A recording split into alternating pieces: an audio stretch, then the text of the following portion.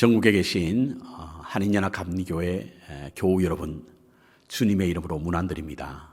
저는 만백성교회 이종범 목사입니다. 사순절 특별 새벽 기도를 통해서 여러분과 함께 아침을 열 수 있게 되어 참 감사를 드립니다. 계속해서 기쁨의 언덕의 일정을 따라서 이사야서 41장을 묵상해 가도록 하겠습니다. 오늘 본문 말씀은 이사야서 41장 1절부터 4절 그리고 10절부터 13절까지 정해 보았는데요. 먼저 제가 봉독해 드리겠습니다. 섬들아 내 앞에 잠잠하라. 민족들아 힘을 새롭게 하라.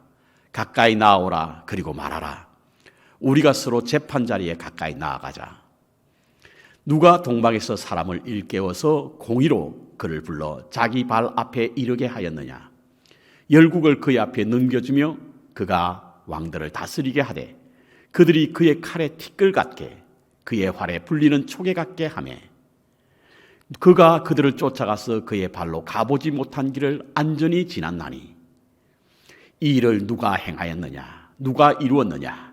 누가 처음부터 만대를 불러내었었느냐. 나 여호와라. 처음에도 나요 나중 있을 자에게도 내가 곧 그니라. 10절부터 13절까지입니다. 두려워하지 말라. 내가 너와 함께 함이라. 놀라지 말라. 나는 내 하나님이 됨이라. 내가 너를 굳세게 하리라. 참으로 너를 도와주리라. 참으로 나의 의로운 오른손으로 너를 붙들리라. 보라 내게 노하던 자들이 수치와 욕을 당할 것이요 너와 다투던 자들이 아무것도 아닌 것 같이 될 것이며 멸망할 것이라. 내가 찾아도 너와 싸우던 자들을 만나지 못할 것이요 너를 치는 자들을 아무것도 아닌 것 같고 허무한 것 같이 되리니 이는 나 여호와 너의 하나님이 내 오른손을 붙들고 내게 이르기를 두려워하지 말라. 내가 너를 도우리라 할 것임이니라. 아멘. 13절까지 함께 나눴습니다. 이미 우리는 이사야서가 세 부분으로 나눠져 있다라고 하는 사실을 배웠고 또 알고 계실 줄로 압니다. 1장부터 39장까지 그리고 40장부터 56장 상반절까지 그리고 56장 후반부터 66장까지 이는 말씀의 내용을 가지고 분류한 것으로 보이는데요. 배경이 다르니 말씀의 내용이 다르겠죠. 그것을 통해서 이 이사야서는 세 부분으로 나눠져 있다라고 하는 사실을 우리가 배웠습니다. 그렇다고 한다면 오늘 본문은 제2 이사야, 다른 말로 바벨론의 이사야라고 부를 수 있습니다. 이는 바벨론의 포로로 끌려갔던 이스라엘 백성들에게 전하는 내용이기 때문에 그렇습니다. 그래서 내용은 책망이나 징계나 심판과 같은 내용보다는 위로와 희망을 선포하는 말씀으로 쓰여져 있습니다. 제2사야의 시작이라고 할 수 있는 이사야서 40장 1절에 보면 위로하라, 내 백성을 위로하라 라고 하는 말씀으로 시작되고 있지 않습니까?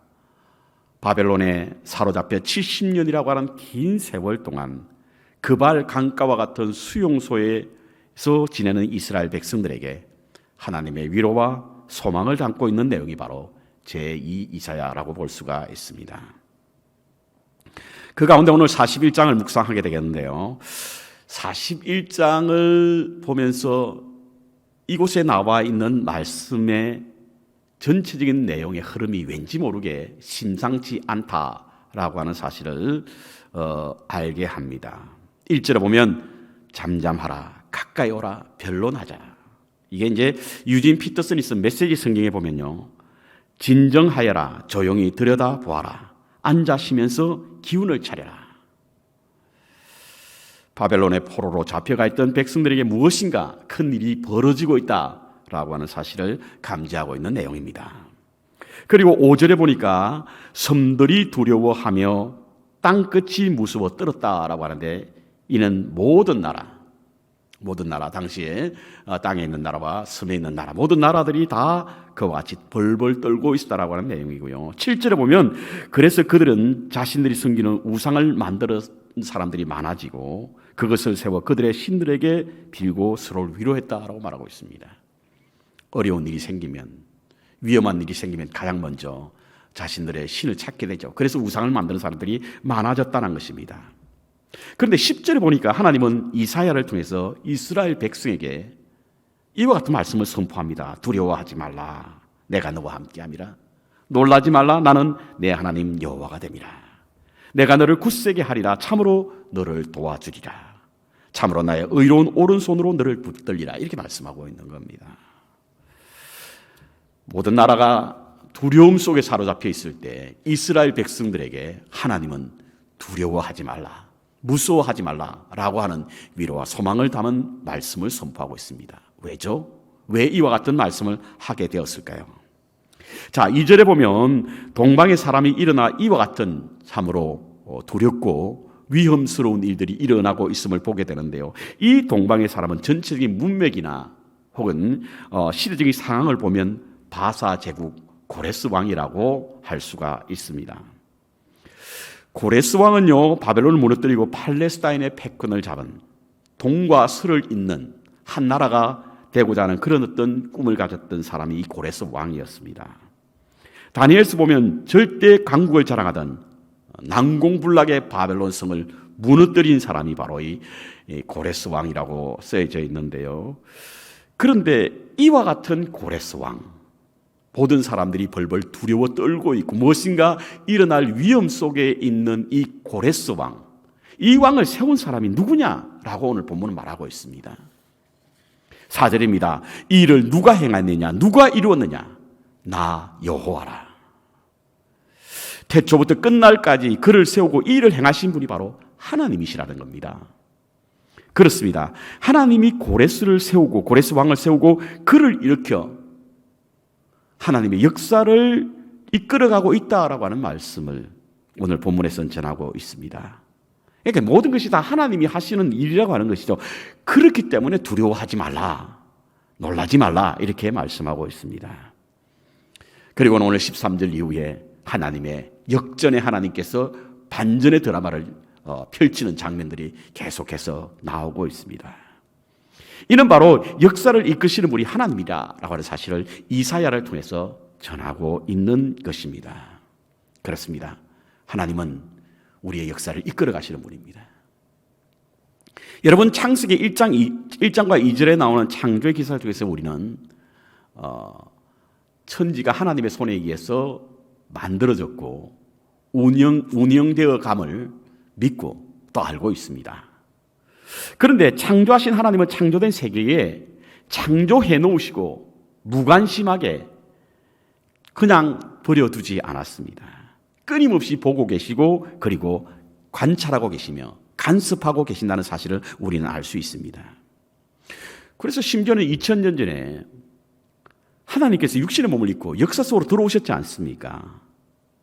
그래서 우리는 예수님을 통해서 하나님을 알게 되었고 인류의 역사와 하나님은 무관치 않음을 깨닫게 되었으며 하나님이 우리와 함께 계신다라고 하는 임마누엘의 신앙을 갖게 되었던 것입니다. 그렇습니다. 하나님은 역사 속으로 들어오셔서 역사를 운행하시고 다스리는 분이십니다. 그래서 흔히 하나님의 계시를 이제 간접 계시와 직접 계시로 나누는데요. 역사를 하나님의 간접 계시라고 말하지 않습니까? 하나님은 역사를 통해서 가르치시고 말씀하시고 당신의 모습을 드러내기 때문에 그렇습니다. 우리가 흔히 히스토리를 히스 스토리, 하나님의 이야기라고 하는 말을 하는 것도 바로 이와 같은 이야기입니다. 그런데 이제 이 성경 공부를 이렇게 하다 보면 우리 성도님들 가운데 이와 같은 질문을 하시는 분도 계시죠.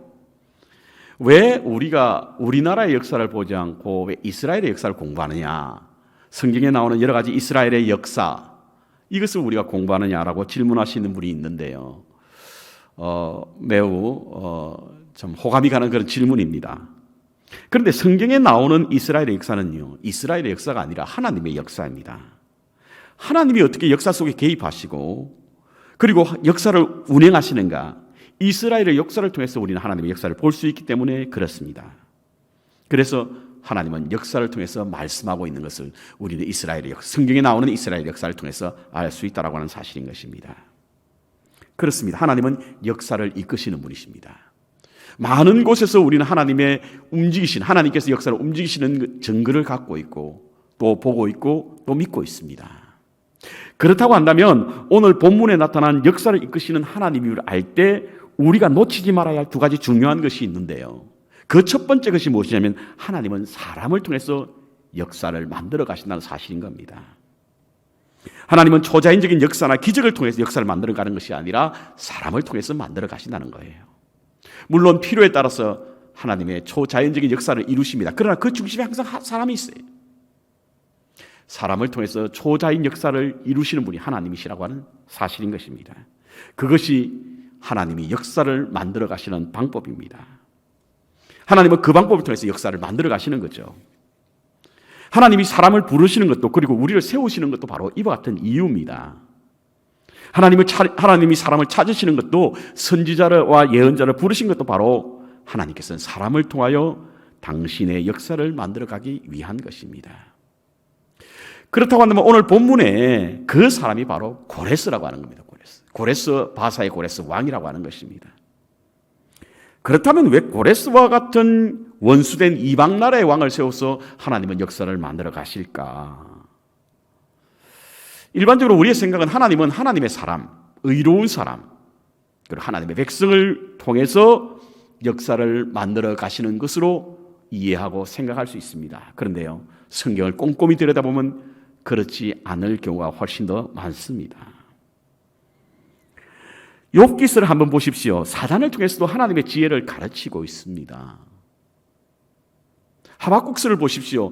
바벨론을 통해서 이스라엘 백성들을 징계하시겠다고 하시는 하나님의 말씀이 있지 않습니까? 우리가 생각할 때 그리고 하박국이 하나님께 원망하며 대항했던 것이 무엇이냐면 어떻게 할례를 받지 않는 사람, 저 잔인하고 포악하기로 유명한 갈대아 사람을 통해서 하나님은 일하십니까? 라고 대항하고 있지요. 그런데 하나님께서는 이스라엘을 징계하시기 위해서 사단이나 이방 나라, 심지어는 원수된 자들을 채찍으로 이용하기도 하신다는 사실을 우리에게 알게 하십니다. 그렇습니다, 여러분. 하나님은 사람을 통하여 하나님의 역사를 써내려 가시는 겁니다. 두 번째 우리가 잊지 말아야 할 것은 주님의 시간에 이 역사가 이루어진다라고 하는 사실인 겁니다. 하나님이 사람을 통하여 역사하시지만 하나님의 때에 역사하시는 겁니다. 하나님의 시간표에 따라서 역사가 움직여진다는 것이지요. 오늘 본문에 나오는 고레스의 등장은 곧 이스라엘의 해방을 예고하는 말씀입니다. 이는 예레미야가 이미 예언한 70년 후에 다시 그 백성이 돌아오게 될 것이라고 하는 그 예언의 말씀을 성취하시는 그런 그 성취의 예고를 하는 것이 바로 이 고레스의 등장입니다. 이미 다니엘서도 이와 같은 말씀을 믿고 70년의 해가 다가오자 하나님 앞에 더욱더 기도했다라고 하는 장면이 다니엘서에 나오지 않습니까? 그렇습니다. 하나님은 때가 있다. 하나님이 역사하시는 일에는 때가 있다라고 하는 사실을 우리에게 알려주고 있습니다. 성경에는요, 때가 참에 혹은 때가 이름에라고 하는 표현이 자주 등장하게 되는데요. 이는 무르익음에라고 하는 뜻을 가지고 있습니다.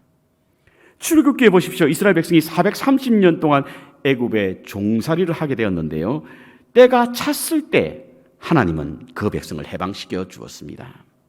갈라디아서 4장에 보십시오. 예수님께서 때가 참에 이 땅에 육신의 모습으로 오셨다라고 사도 바울 선생은 말씀하고 있습니다. 그렇습니다. 하나님의 때가 있죠. 하나님의 시간이 있습니다. 우리는 흔히 헬라어에 시간을 나타내는 두 개의 단어가 있다라고 하는 사실을 알고 있는데요.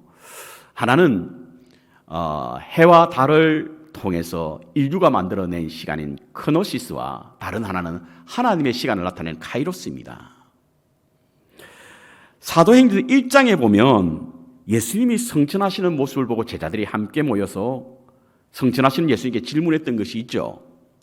주님이 언제 오십니까? 이때 주님께서는 그 제자들을 향하여 당신도 알지 못하고 천사도 알지 못한다. 오직 아시는 이는 하나님이시다라고 하는 말씀을 하고 있습니다. 왜냐하면 역사를 움직이시는 이는 하나님이시고 그리고 하나님의 시간대에 그것이 이루어지기 때문에 그렇습니다. 우리의 시간으로 하나님의 시간을 계산할 수 없다는 겁니다. 하나님의 시간은 우리의 시간으로 1000년이라고 하는 긴 세월이 될 수도 있고요. 그리고 하루라고 하는 아주 짧은 시간에 이루어질 수도 있다라고 하는 것입니다. 하나님의 시간표에 따라서 역사가 움직여진다고 하는 사실을 말해주고 있는 것입니다. 우리는 간혹 우리의 시간에 모든 것이 이루어지기를 바랄 때가 많습니다. 하지만 하나님의 생각은 다를 수 있습니다.